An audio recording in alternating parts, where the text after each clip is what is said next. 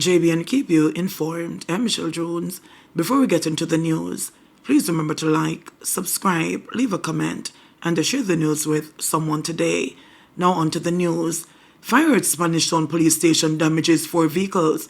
A fire of unknown origin broke out on the grounds of the Spanish Town Police Station in St. Catherine on Saturday, damaging 4 motor vehicles parked in the pound restricted area. The vehicles affected include a Honda Fit, Mazda Primacy, Toyota Probox, and a Nissan AD wagon, all of which were seized vehicles held in the pound. According to reports, at about 3 p.m., smoke was observed coming from the pound, and it was soon discovered that several vehicles were on fire.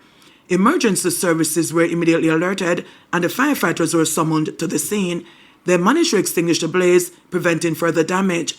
The Spanish Town Criminal Investigation Branch is investigating. Man shot dead in Vineyards Estate, Old Harbour. The St. Catherine South Police are trying to identify a man who is believed to have been shot to death in the community of Vineyards Estate in Old Harbour on Saturday. Explosions were reportedly heard in the community at about 1:50 p.m. The police were summoned, and on arrival, a man was seen with what appeared to be gunshot wounds in a Honda motor car on Grape Avenue in the community. Alleged gunman killed in St. Catherine shootout with police. One of 2 alleged gunmen who reportedly opened fire on a police team in St. Catherine early Sunday morning was fatally shot, and an illegal gun seized from him. The incident occurred at about 5:30 a.m. Law enforcement officers were conducting an operation in the Zephyton community near Linstead when they came under gunfire from 2 men upon entering the premises across a railroad track, police reports say. The officers took evasive action and returned fire. One of the gunmen was reportedly shot and injured, while the other managed to escape. The injured suspect was allegedly found with a revolver loaded with 3 rounds of ammunition. He was transported to the Linstead Community Hospital, where he was pronounced dead. The Independent Commission of Investigations, INDICOM, has been notified. The police are searching for the second suspect. Overtaking attempt ends in tragedy on PJ Purchase Highway. A 23-year-old man died after crashing his vehicle while attempting to overtake another car on the PJ Purchase Highway in St. Catherine on Saturday night. The deceased has been identified as Chanel Boucher, a resident of Smithville, Clarendon. The crash happened at about 8:45 p.m. while Boucher was driving his 2015 Nissan AD wagon. The car crashed into the median and overturned. Boucher, along with other injured passengers, was transported to the Kingston Public Hospital, where he died while undergoing treatment. The Ferry police are investigating. Woman dies in St. James crash. A woman succumbed to injuries she sustained during a motor vehicle crash on the Lilliput Main Road in St. James early Sunday morning. The deceased has been identified as 24-year-old Brittany McKenzie of a Rosemount address in the parish.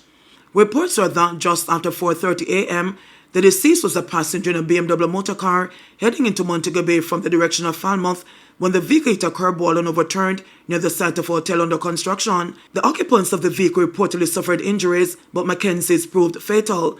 The other occupants were transported to the hospital for treatment. However, their conditions are currently unknown. Natural disasters can strike at any time, but preparation is key. Learn how the government is working to strengthen the country's resilience through the Disaster Vulnerability Reduction Project. Disasters are expensive, costing life and property and a great deal of money for cleanup and repairs.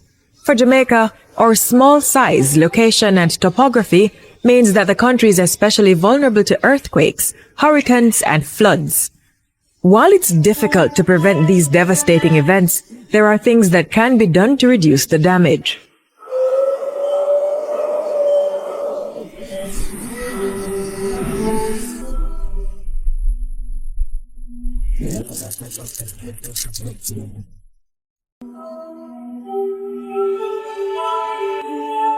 The Disaster Vulnerability Reduction Project DVRP, funded by the World Bank and implemented by the Jamaica Social Investment Fund, aims to strengthen the country's ability to withstand and recover from natural disasters. It's a project that's going to be focused on physical infrastructure investments, equipping and institutional strengthening of the relevant governing agencies that are normally tasked to do this work. I'm talking about ODTEM, I'm talking about the Ministry of Local Government, through the Fire Brigade, through NEPA, through the National Works Agency, the Earthquake Unit at the University of the West Indies. These are normally the agencies that have to respond when natural disaster strikes. Fire services are most critical in protecting life and property from not only fires but also other natural disasters. Under the Disaster Vulnerability Reduction Project, DVRP, over 140,000 persons within the parishes of St. Mary, St. James and St. Thomas will benefit from 3 new fire stations that will be constructed and provided with rescue equipment to include protective gears and extrication tools. Well, I'll feel a little more secure going away, know that I have fire service right next to me and they will be better able to respond to the event of a fire. This new fire station means a lot to us. In that, it will give us peace of mind, knowing that we are in a more secure building so that we can serve our community members better. Even though Jamaica has not experienced a major earthquake since 1907, every year the country experiences over 200 minor tremors, and the threat of major devastation is always looming. When it comes to preparing for an earthquake, data collection is important as this helps in understanding the risk associated with this event and will inform policy towards strengthening the country's resilience. Through the DVRP, assistance will be given to the University of the West Indies Mona Campus Earthquake Unit, which is responsible for monitoring the country's seismic activities. All their seismic stations will be upgraded. There's a number of different pieces of equipment we can receive.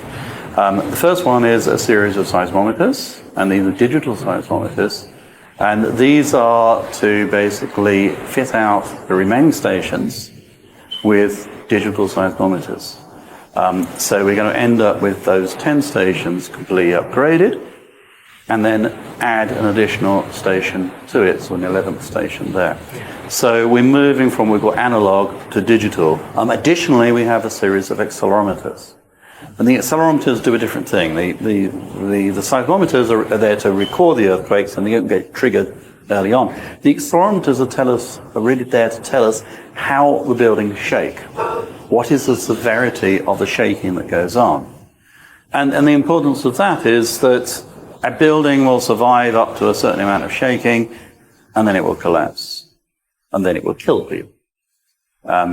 We obviously want to understand across Jamaica how the acceleration changes, how when you get an earthquake, the building shaking changes across the island. In an effort to address Jamaica's limited human capacity in the field of seismology, the project will fund a junior research fellow who will read for a PhD degree in seismology over a 3-year period and upon completion will be employed as a seismologist in the unit.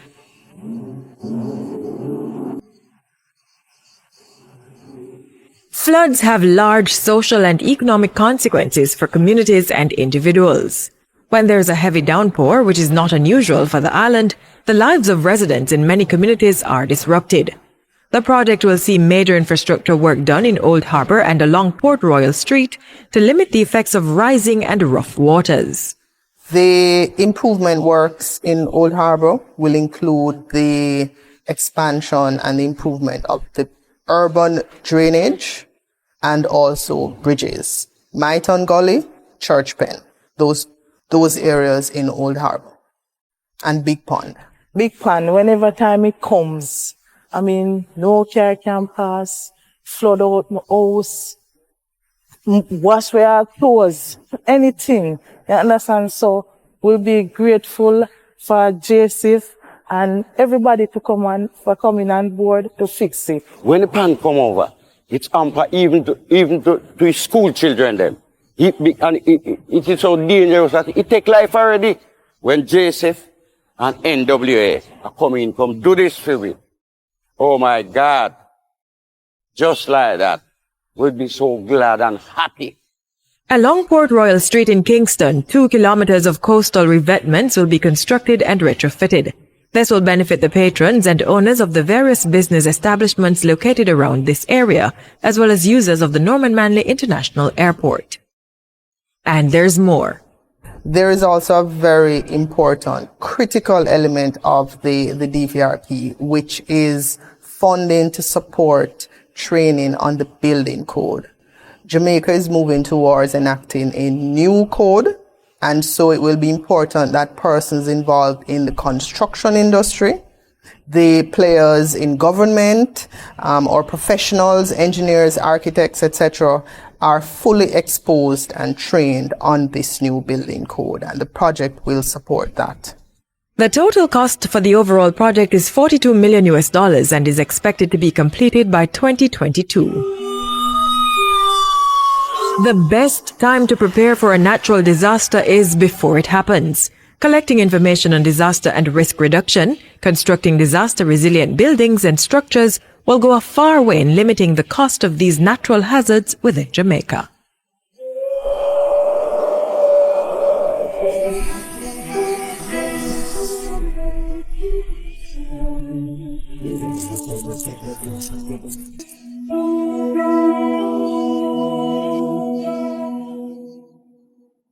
JBN keep you informed. Please remember to subscribe, like, share, leave us a comment, and click the notification bell to receive our daily news items.